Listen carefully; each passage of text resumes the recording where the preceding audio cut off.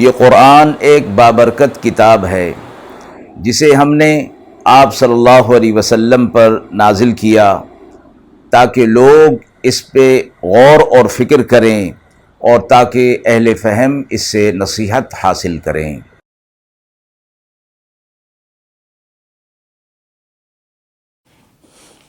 بسم اللہ الرحمن الرحیم۔ السلام علیکم ورحمۃ اللہ وبرکاتہ۔ ناظرین کرام، درس قرآن مجید کے آج کے اس پروگرام میں ہم سورۃ الانبیاء کی آیت نمبر 87 تا آیت نمبر 91 کا ترجمہ اور تفسیر پیش کر رہے ہیں، اور آخر میں پوچھے گئے سوال کا جواب ہوگا۔ اعوذ باللہ من الشیطان الرجیم، بسم اللہ الرحمن الرحیم۔ وَذَا النُّونِ إِذ ذَهَبَ مُغَاضِبًا فَظَنَّ أَن لَّن نَّقْدِرَ عَلَيْهِ فَنَادَىٰ فِي الظُّلُمَاتِ أَن لَّا إِلَٰهَ إِلَّا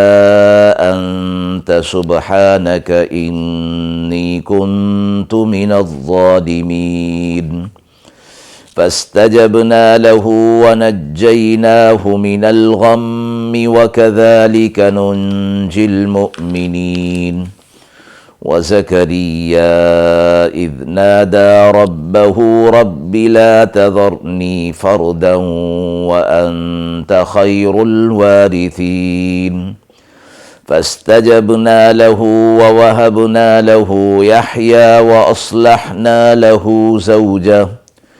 إنهم كانوا يسارعون في الخيرات ويدعوننا رغبا ورهبا وكانوا لنا خاشعين والتي أحصنت فرجها فنفخنا فيه من روحنا وجعلناها وابنها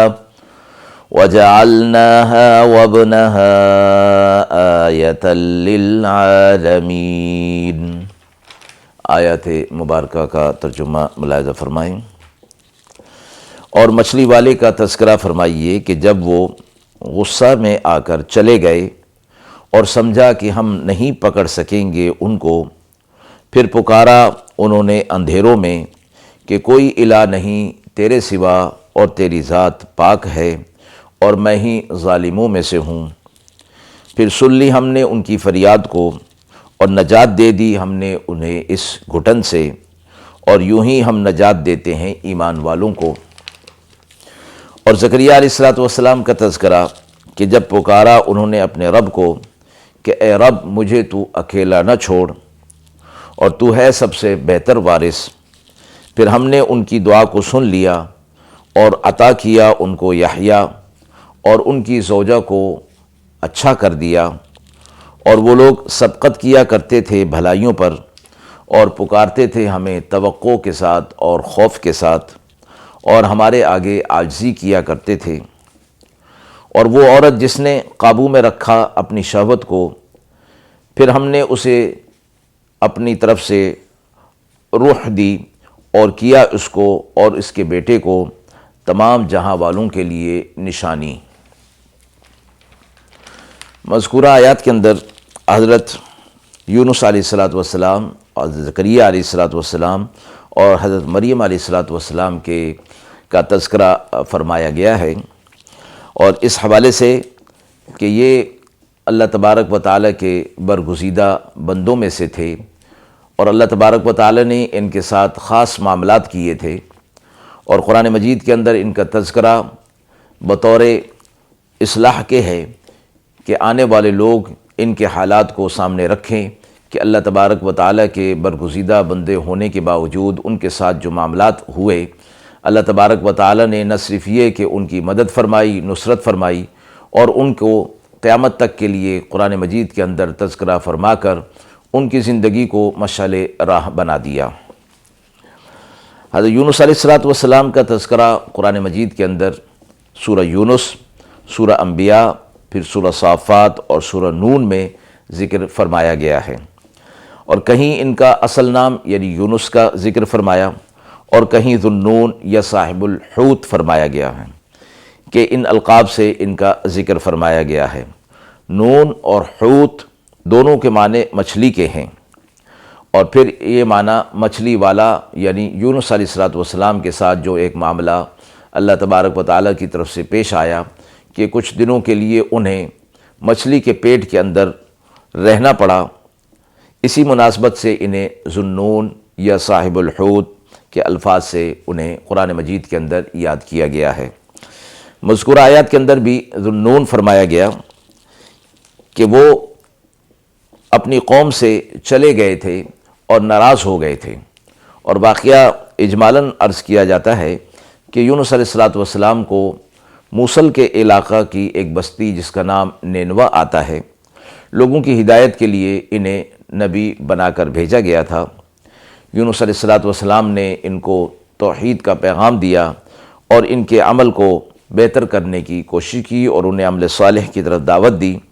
لیکن قوم نے سرکشی اختیار کی۔ یونس علیہ السلام ان سے ناراض ہو کر بستی سے نکل گئے اور ان سے کہہ دیا کہ 3 دن کے اندر اندر تمہارے اوپر اللہ کا عذاب آ جائے گا۔ یونس علیہ السلام بستی چھوڑ کر چلے گئے تو انہیں فکر ہوئی کہ عذاب آ ہی جائے گا، اور بعض روایات سے یہ بھی پتہ چلتا ہے کہ ان عذابات کا کچھ مشاہدہ اور آثار ظاہر ہو چلے تھے، تو انہوں نے اپنے شرک اور کفر سے توبہ کی، اور بستی کے سب مرد اور عورت اور بچے جنگل کی طرف نکل گئے اور دعا اور الحاد شروع کر دی انہوں نے۔ اللہ تبارک و تعالی نے ان کی توبہ کو قبول فرما لیا اور ان پر سے عذاب کو ہٹا دیا۔ یونس علیہ السلام اس انتظار میں تھے کہ قوم پر عذاب آیا ہے اور وہ ہلاک ہو گئی ہوگی۔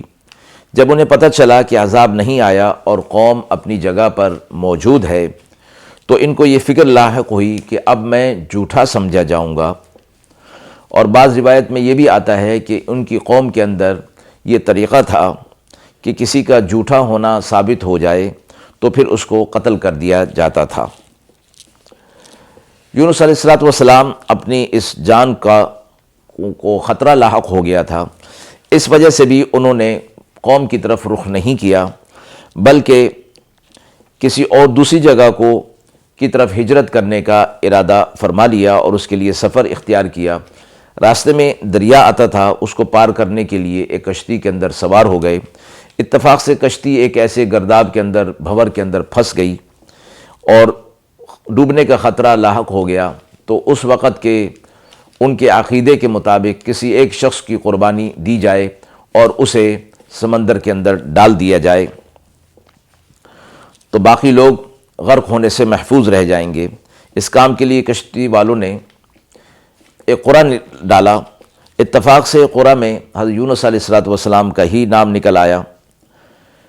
کشتی والے یونس علیہ السلام کی بزرگی سے اور ان کی شخصیت سے واقف تھے، اس لیے دریا میں ڈالنے سے انہیں انکار کر دیا اور دوبارہ قرع ڈالا، پھر بھی حضرت یونس علیہ السلام کا نام نکلا۔ اس پر بھی انہوں نے تأمل کیا، پھر تیسری مرتبہ قرع ڈالا گیا تو ان کا نام نکل آیا، اور قرآن مجید نے اس کا ذکر یوں فرمایا فَسَاهَمَ فَكَانَ مِنَ الْمُدْحَضِينَ، یعنی قرع اندازی کی گئی تو یونس علیہ السلام کا نام ہی قرع کے اندر متعین ہو گیا۔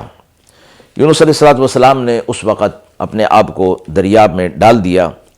ادھر اللہ تبارک و تعالیٰ کے حکم سے ایک مچھلی کو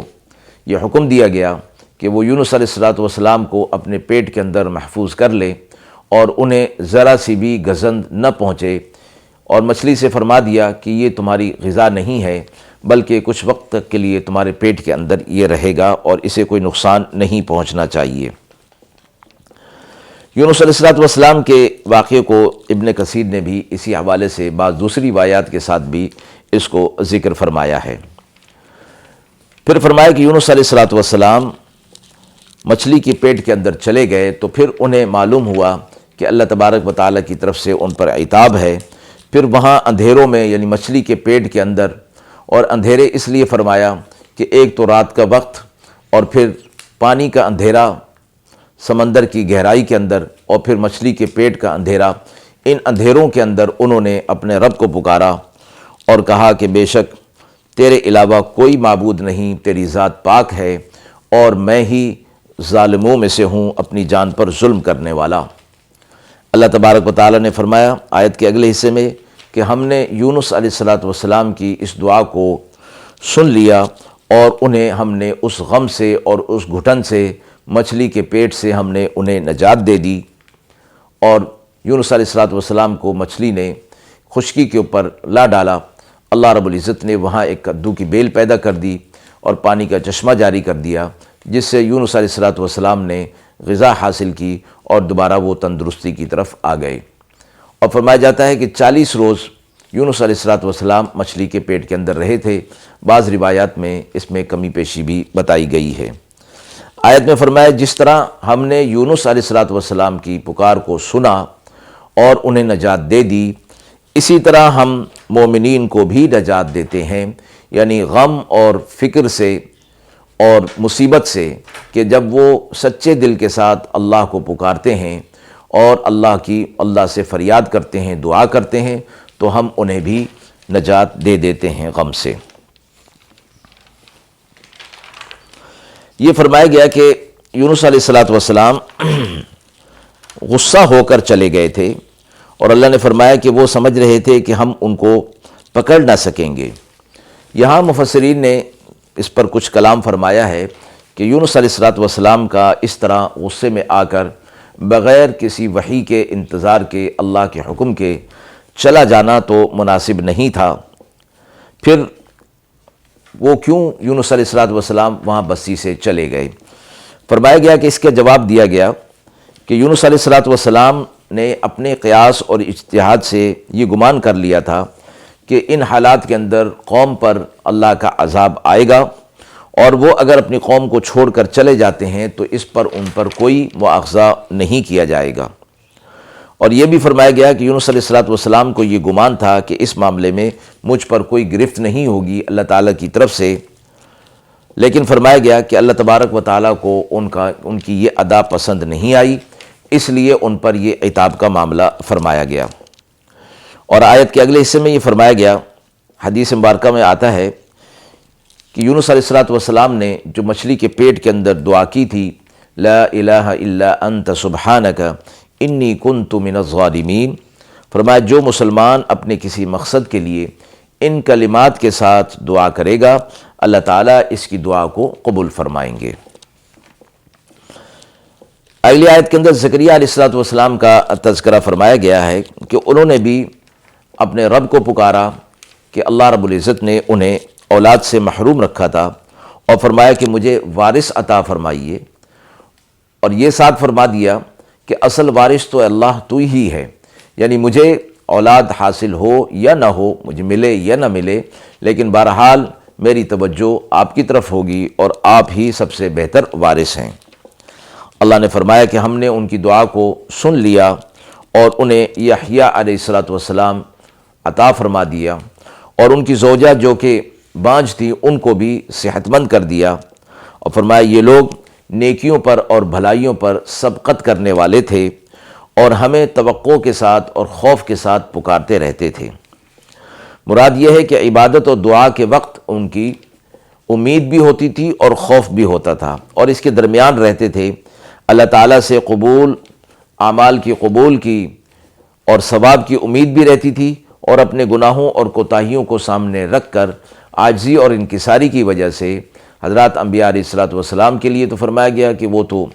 معصوم ہوتے ہیں، لیکن پھر عاجزی اور انکساری کرتے ہوئے وہ خوف بھی رکھتے ہیں، اور دیگر لوگوں کے لیے فرمایا گیا کہ ظاہر ہے کہ وہ تو گناہ گار ہیں، لہٰذا اپنے گناہوں پر بھی خوف رکھنا چاہیے اور اللہ تبارک و تعالیٰ کی ذات سے اعمال کی قبولیت کی امید بھی اور یقین بھی ساتھ رکھنا چاہیے۔ پھر فرمایا کہ یہ لوگ ہمارے آگے عاجزی کرتے رہتے تھے۔ مریم علیہ السلام کا بھی تذکرہ فرمایا گیا کہ انہوں نے اپنے عصمت کو محفوظ رکھا، تو اللہ رب العزت نے انہیں حضرت جبریل علیہ السلام کے ذریعے سے حمل ٹھہرایا اور حضرت عیسیٰ علیہ السلام کو پیدا فرمایا، اور پھر مریم علیہ السلام کو بھی اور حضرت عیسیٰ علیہ السلام کو بھی رہتی دنیا تک کے لیے ایک نمونہ بنا دیا اور فرما دیا کہ اللہ تعالیٰ ہر چیز پر قدرت رکھنے والا ہے، وہ بغیر باپ کے بھی اولاد پیدا کر سکتا ہے، بیٹا پیدا کر سکتا ہے، اور بغیر ماں اور باپ کے بھی پیدا کر سکتا ہے، جیسا کہ حضرت آدم علیہ السلام کو پیدا کیا تھا۔ آیت کے حوالے سے سوال پوچھا گیا ہے کہ حضرت یونس علیہ السلام کو اللہ تعالیٰ نے مچھلی کے پیٹ میں کیوں رکھا؟ جیسا کہ واقعے کے اندر مذکور ہوا کہ حضرت یونس علیہ السلام اللہ تعالیٰ کے